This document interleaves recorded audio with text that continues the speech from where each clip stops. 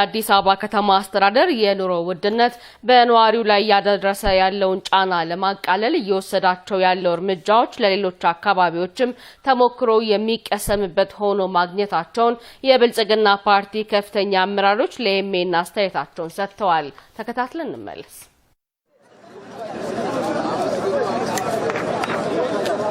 አርሶ አደርና ከተማ ማስተሳሰር አርሶ አደር ይሉን አርሶ ምርታማነቱን አምጥቶ እዚህ ገባ አደራጅ ተሰርቷል። ሱቅ አድርጎ ለገበያ ያቀርባል። አይዘረፍም፣ አይባክንበትም።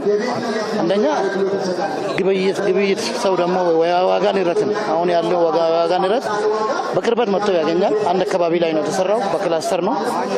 የተለያዩ ዘርፎች አሉት። አንድ አይነት ብቻ አይደለም። ይሄ አለ፣ ጥራጥሬዎች አሉ። ብዙ ዘርፎች ነው ያየነው ያለ ነው። ስለዚህ ህዝብን በዋጋ ንረት እንዳያገኝ አንድ አካባቢ ላይ የተለያዩ አይነቶች ግቦችን አገኝቶ እንዲሸምት ያደርጋል። እንደዚህ አይነት በሁሉም ከተማ ላይ መበራከት አለብን የሚል ሀሳብ አለን። እንደኛ ከተማ የጀመርናቸው የገበያ ማዕከላትን አለን። ከዚህ የወሰድነውን ተሞክሮ ወስደን ሄደን እዛ ጋር በስፋት በፍጥነት ሰርተን ለህዝቡ አገልግሎት እንዲያገኝ ማድረግ ይቻላል።